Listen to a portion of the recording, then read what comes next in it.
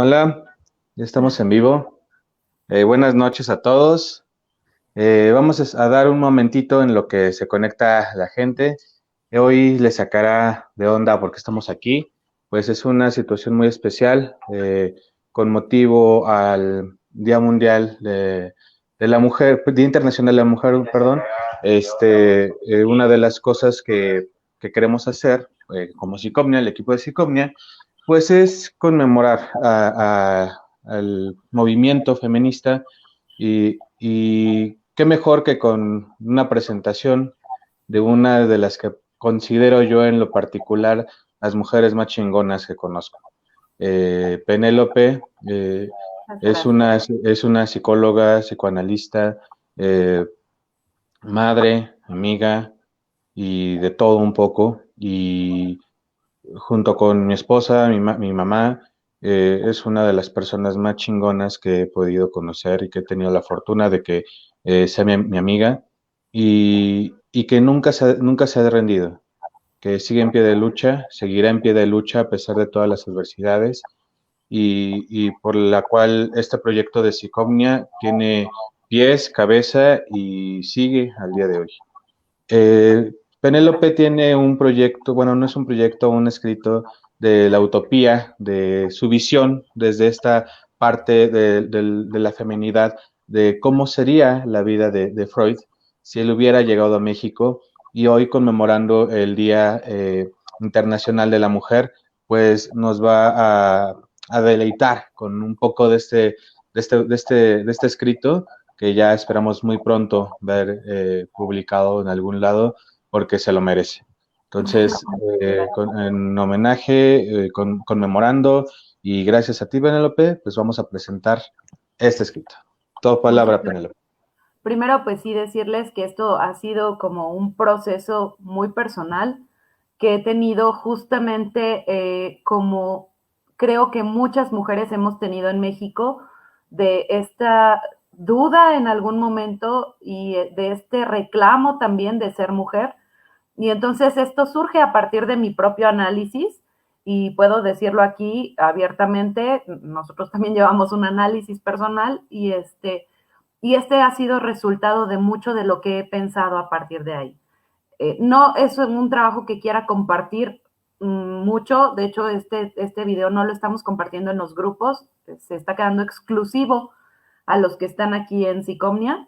Entonces, pues bueno, voy a empezar a leerlo. Si al final podemos leer si hay algún comentario, si alguien quiere hacer un comentario, pues adelante, ¿no? Debo decir nada más que este fue también resultado de la lectura de Octavio Paz, El laberinto de la soledad, entonces van a encontrar muchas similitudes, y de un libro de Rubén Gallo que se llama Freud en México, que también van a encontrar ahí muchas similitudes. Entonces, comienzo.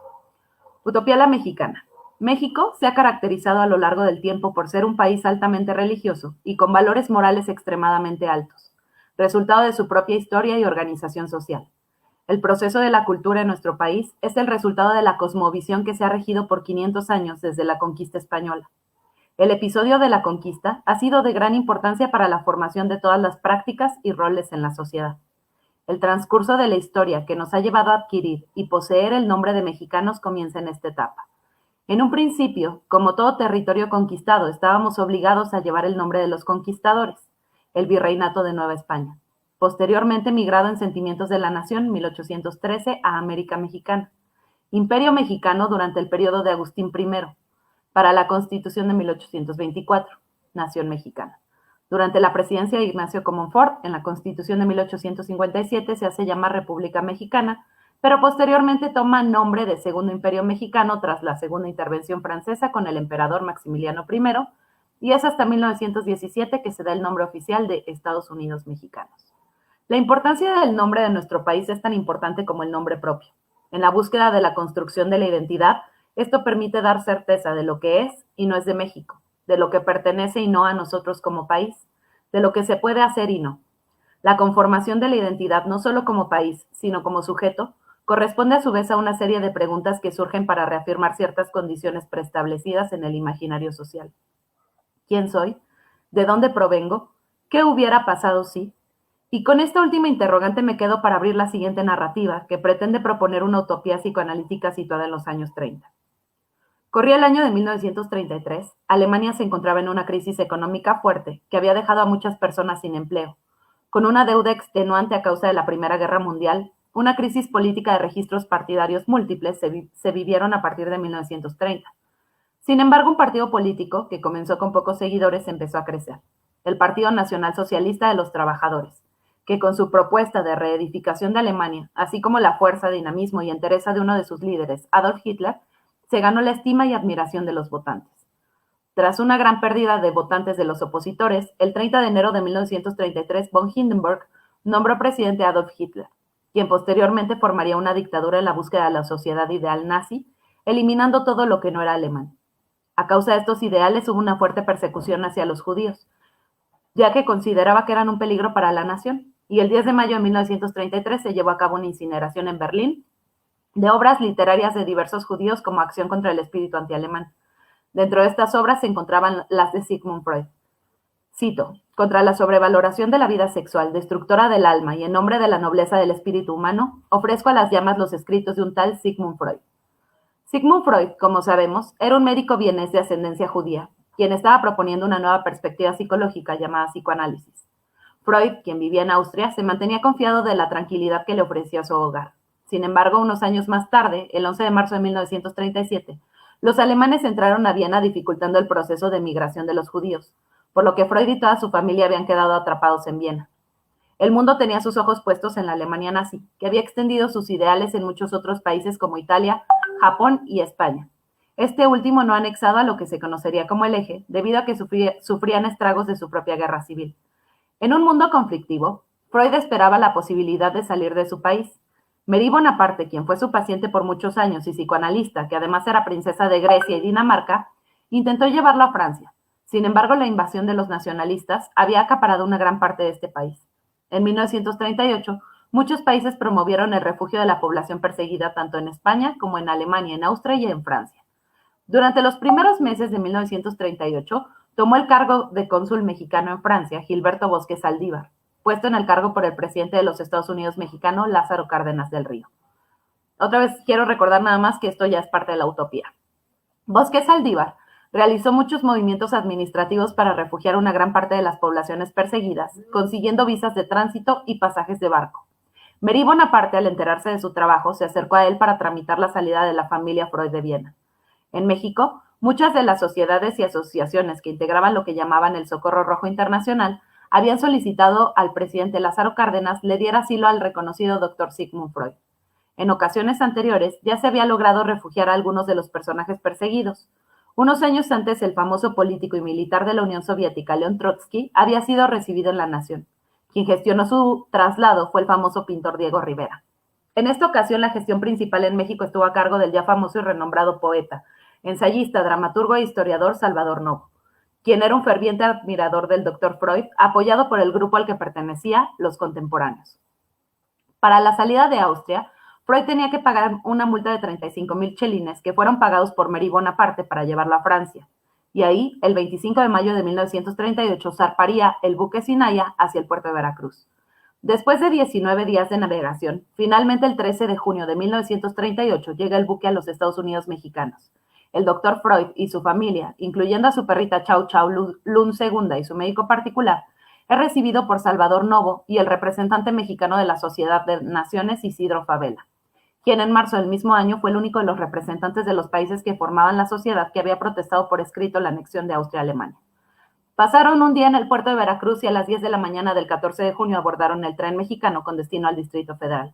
La ruta del tren incluía las paradas principales: Orizaba y Córdoba en Veracruz, Esperanza en Puebla, Apizaco en Tlaxcala y finalmente el Distrito Federal.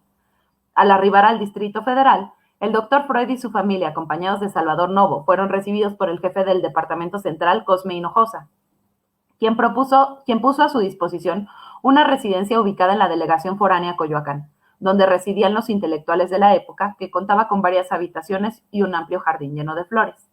Tras unos días de familiarizarse con su nuevo entorno, el 27 de junio de 1938, el Dr. Freud y su familia fueron invitados por el presidente Lázaro Cárdenas del Río a la nueva residencia oficial Los Pinos, en donde se realizó una ceremonia de bienvenida, cuyos protocolos incluían una reunión privada con el presidente y una cena donde acudieron las personalidades intelectuales más importantes de la época, como Salvador Novo, el pintor Diego Rivera, la pintora Frida Kahlo, el escritor Octavio Paz, el refugiado político León Trotsky, el director del Manicomio General de la Castañeda, doctor Alfonso Millán Maldonado, impulsor del psicoanálisis en la Academia de Medicina, el doctor Manuel Guevara Oropesa, quien en 1923 había escrito una tesis titulada Psicoanálisis, y el doctor González Enríquez, quien había cuestionado los temas religiosos en México basándose en tótem y tabú.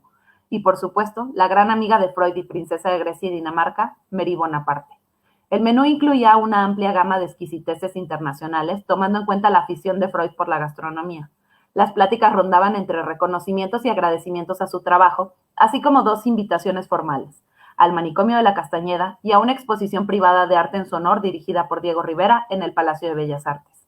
El 11 de julio se recibió a Freud en las instalaciones de la Castañeda, ubicada a las afueras del entonces Distrito Federal, ahora Ciudad de México, en Mixcoac, donde se le presentaron los planes establecidos por la Liga de Higiene Mental, cuya función principal era la prevención de trastornos mentales graves. El manicomio contaba con más de 3,000 pacientes, cuando su ocupación planeada era de menos de 1,500.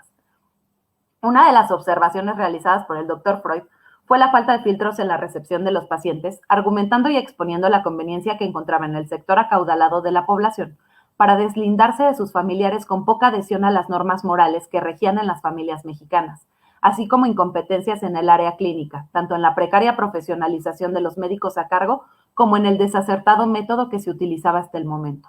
A partir de esta reunión y la mudanza de la sede de la Asociación Psicoanalítica Internacional al territorio mexicano, comenzó la reestructura del sistema de higiene mental que se tenía hasta ese momento, empezando con la adición de otros gremios interesados en el psicoanálisis, como los juristas José Ceniceros, Raúl Carrancá, quien años antes había enviado a Freud su texto titulado Tratado de Derecho Penal y que Freud llevaba consigo al salir de Austria, Alberto Vela, Juan González Bustamante y Francisco González de la Vega, para continuar con la implementación de departamentos de salud mental en las clínicas públicas ya antes establecidas a nivel nacional, utilizando el método psicoanalítico propuesto por el Dr. Freud. Asimismo, la profesionalización del gremio médico hacia el psicoanálisis a cargo de la Universidad Nacional Autónoma de México comenzó su primera generación hasta el año de 1947, con los pioneros Santiago Ramírez, Ramón Parres, Rafael Barajas, José Luis González, José Remus, Abelino González, Estela Remus, Víctor Manuel Aiza, Francisco González Pineda, Fernando Césarman, Carlos Corona y Luis Feder. El psicoanálisis pasó de ser un movimiento científico externo a un tema nacional, cuyos escritos acaparaban los titulares de la prensa nacional al que todas las personas, sin importar su condición social, tenían acceso, tanto en estas publicaciones como en las instituciones públicas de salud.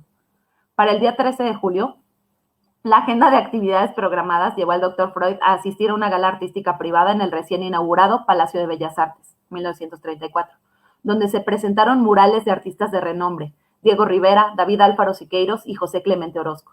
La ceremonia corría a cargo del escritor Octavio Paz, quien en su discurso de inauguración presentó el borrador de lo que posteriormente le daría el reconocimiento internacional y años más tarde, junto con otros trabajos, el Nobel de Literatura, El laberinto de la soledad, que proponía un análisis desde el método psicoanalítico de la sociedad mexicana hasta el momento.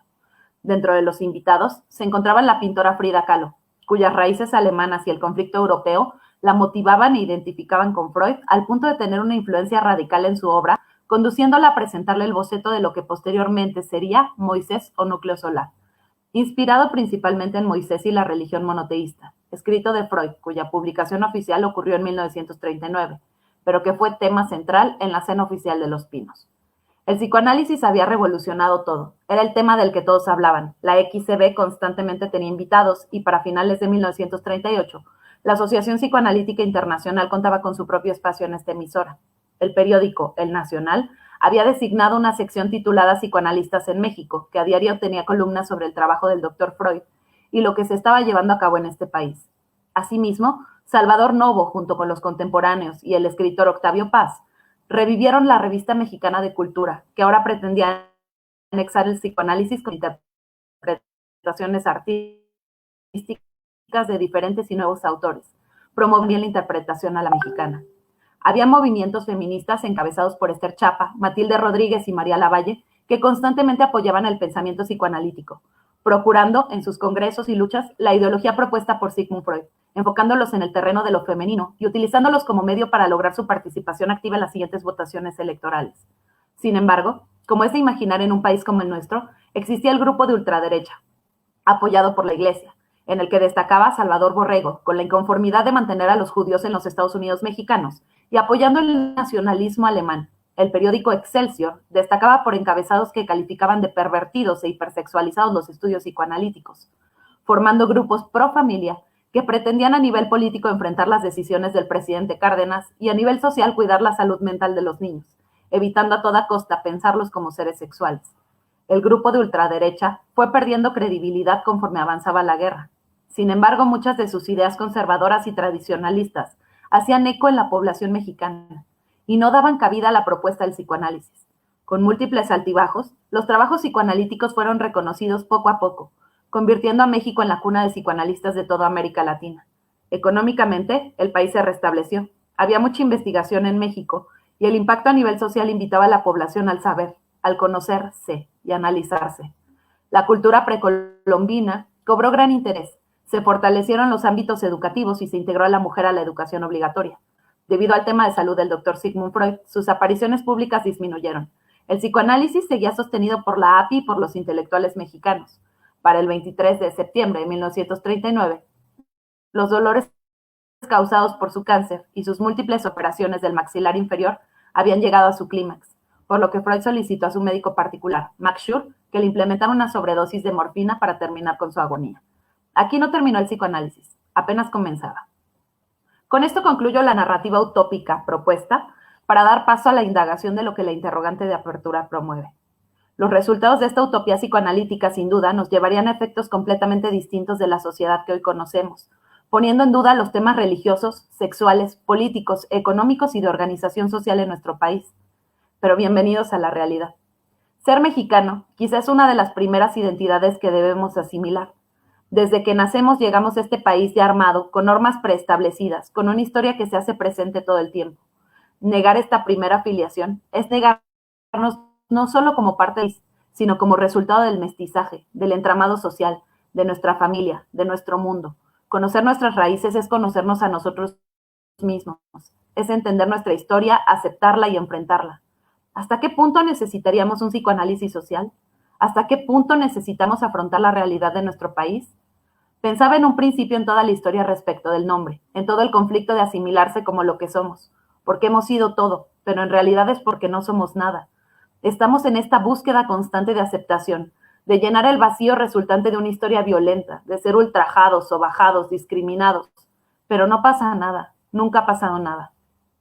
El recorrido histórico de los nombres deja ver, como dice Octavio Paz, estos momentos de lucidez, estos momentos de reclamar lo propio. Sin embargo, se termina perdiendo, se termina aceptando.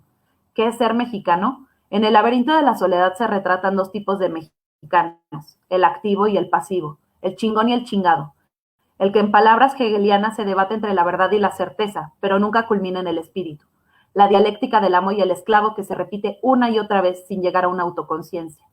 Quizá pensar que somos lo que somos por una historia cruel en la que se han perdido nuestras raíces, en las que se han inculcado nuevas formas de vida, no sea tan fácil de asimilar, porque nos hace constantemente volver a sentirnos ajenos, a no encontrar el lugar de donde partimos y mucho menos hacia dónde vamos. Nos fragmenta. Fragmentados, desahuciados, confundidos, solos, a la deriva, esperamos un milagro, una utopía que nos dé certeza del ser y verdades sobre las que avanzar. Analogía de las historias clínicas, del sentir y del vivir de los pacientes. ¿No somos también síntoma de la sociedad? Octavio Paz nos ofrece dos situaciones parteaguas en nuestra búsqueda de identidad como mexicanos. La primera está representada en la Revolución, definiendo lo nuestro a partir de la devolución y reparto de las tierras, las escuelas rurales, las obras de irrigación, entre otras cosas, que si bien eran una representación amorosa a nuestro territorio, fueron insuficientes. La segunda situación alude a la expropiación petrolera, que a modo de adjetivo posesivo otorga pertenencia, pero no libertad. Dos intentos fallidos de la independencia, de la identificación y de la libertad. Ahora eso que parecía nuestro, ya no lo es más.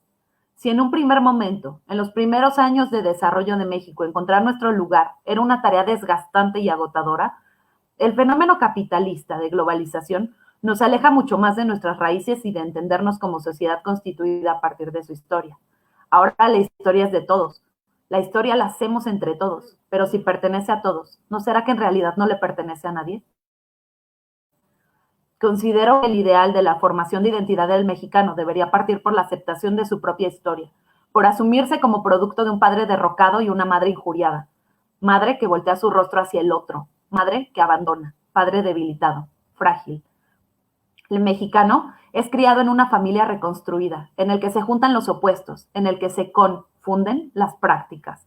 Quizá pensar que el padre original es tan débil propicia la negación, elimina la posibilidad de identificación y deja a la deriva a la nación. Pareciera que seguimos en búsqueda de un padre con quien identificarnos, una patria real. ¿Acaso será la razón de pensar en una utopía? ¿Acaso esperamos ser adoptados y rescatados de nuestra orfandad? En un proceso analítico, esta historia cabría en varias representaciones neuróticas, o en algunos casos en lo psicótico. Sin embargo, ay, perdónenme, se me cerró esto. Ay, perdón. Y ahorita que me quedé, estoy así con la piel chinita, se te cierra. Discúlpenme, ya saben cómo es esto.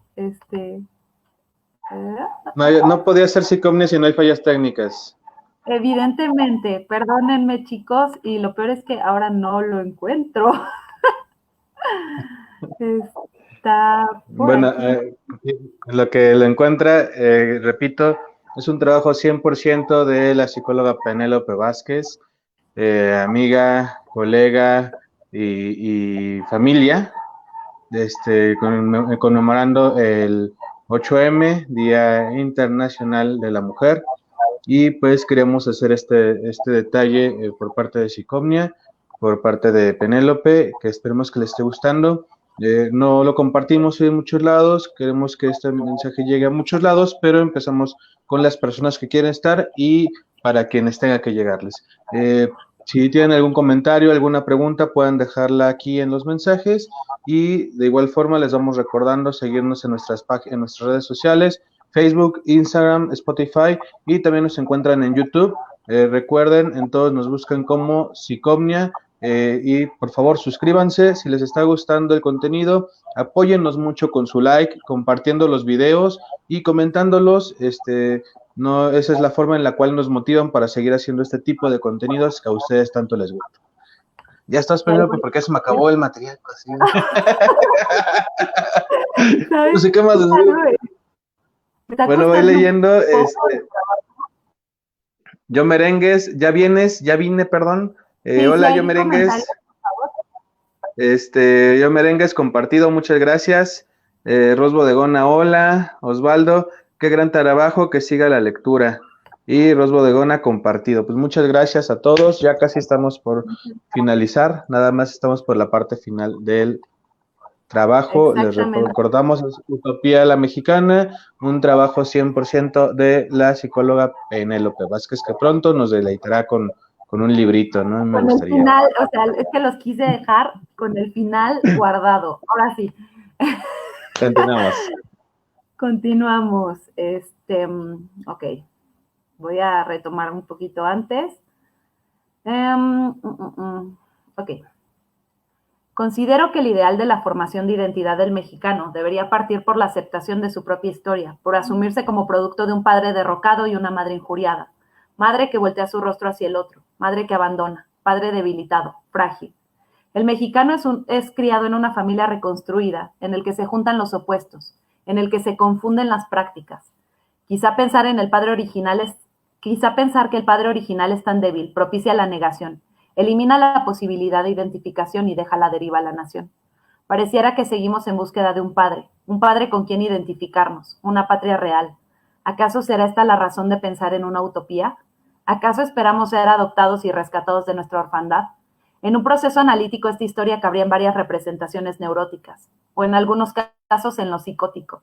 Sin embargo, ser adoptados y esperar que el otro nos otorgue su ser para ser no solucionaría nada. La respuesta no está en los otros. La respuesta no está en la utopía. La cura psicoanalítica propone el reconocimiento de uno mismo, el diálogo interno, la aceptación y la realización a partir de las realidades, la independencia y la autonomía, la apertura, el amor propio, el amor a nuestros iguales, la completud. Todas estas características son las que faltan en nuestra sociedad, pero es más fácil inventarnos historias, poner en otros el acto heroico. ¿A qué le tiras cuando sueñas mexicano? Cuando hablamos de la identidad de los mexicanos, cabe mencionar una diferencia con las mexicanas. La idea de la madre que abandona para ser abandonada nos encausa a omitirla. No, no solo a esa primera madre, sino a todas, a todos los atributos femeninos, porque nadie quiere parecer niña. Las mujeres han sido en función de los hombres, son, hasta el día de hoy, lo que ellos dicen que deben ser. Los atributos esperados están dados por el sexo masculino. La mujer representa el deseo del hombre, pero no tiene deseo. El más claro ejemplo de la mujer mexicana es, como nos dice Octavio Paz, la madre. La madre abnegada, sufrida, pero lo suficientemente fuerte para aguantar las pruebas de la vida. La responsable de los actos del hombre, la mediadora, la contenedora, el mueble, la cosa, o como diría Octavio Paz, la chingada. El hombre chingón chinga a la mujer chingada. El hombre aspira a chingar. La mujer no tiene aspiración. La mujer es el complemento perfecto para el chingón. Es curioso que todas las palabras utilizadas para referirse a un acto de valentía, de fortaleza, de reconocimiento, estén asociadas con el miembro viril. Todos quieren ser la reata, nadie quiere ser la rajada. Ningún hombre debe rajarse, eso le quita lo hombre. ¿Cómo no va a existir la envidia del pene? Si al chile representa lo más chingón, ¿te hace ser la pistola?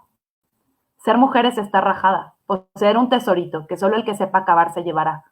Coño, qué coraje da una pucha, esas no se respetan. Las cualidades genitales femeninas solo pueden ubicarla en el regalo otorgado al hombre o en el enojo de una mujer fácil. Esa misma mujer que abandona, que se va con otro, que entrega el tesoro a quien no le pertenece. Pareciera que el mundo actual, la globalización, la apertura sexual, los movimientos feministas, nos están otorgando una identidad. Sin embargo, creo que estamos lejos de eso. Apenas nos están visibilizando. Pasamos de ser un mueble inútil a ser una herramienta necesaria, pero no todavía ser un sujeto. ¿Hasta cuándo se curará la herida? Ser mujer mexicana es una tarea sumamente complicada, porque además de la identidad nacional, que deja a la deriva, la identidad sexual invisibiliza. El trabajo es doble, solo destacan las mujeres fálicas, las que niegan lo femenino, las que a través de palos de reemplazo se colocan en la sociedad. No, no es un problema de terminología machista, es una realidad. Opino que, como mujeres, tenemos la necesidad de replantear este papel, no de demostrar que somos mejores, sino de definirnos, de amarnos, de aceptarnos y entonces empoderarnos. Las peculiaridades de lo femenino no deben estar puestas en palabras del otro sexo, deben ser delimitadas por las mujeres. Me gustaría concluir con la tercera identidad que nos resuena en la utopía, la de psicoanalistas. ¿Qué nos hace psicoanalistas? ¿El método, la teoría, la clínica? ¿Se podrá sublimar el deseo de ser adoptado, de buscar un padre hacia el psicoanálisis? Quizá para muchos ha representado salvación o reconocimiento, quizá refugio, amparo, respuestas y dudas. El psicoanálisis no es una cosa establecida, no es algo dicho, no es algo formado, es algo cambiante, móvil, que evoluciona, que se mueve y que mueve. Formarse en psicoanálisis implica una serie de movimientos. La identidad del psicoanalista se construye no en la clínica, no en el instituto, se construye en el pensamiento, en el ser. ¿Estamos haciendo psicoanálisis o tan solo reproducimos la teoría en el consultorio? Ser psicoanalista no ocurre en un lugar, ni en un tiempo, ni en un espacio, es esencia. No necesitamos que el psicoanálisis evolucione a partir de una utopía, es atemporal. Siempre es momento de analizar. Despojémonos del concepto, pensemos en el significado, revolucionemos, llevémoslo a la realidad, al México de hoy, al México dolido. Quizá el resultado utópico nos permite pensar hasta dónde queremos llegar. Y pues con esto concluyo. Este trabajo lo pensé en 3 tiempos, justamente, que sería el tiempo como un mexicano o una mexicana, el tiempo como una mujer mexicana y el tiempo como, bueno, lo que soy yo, que sería una psicoanalista en formación, ¿no?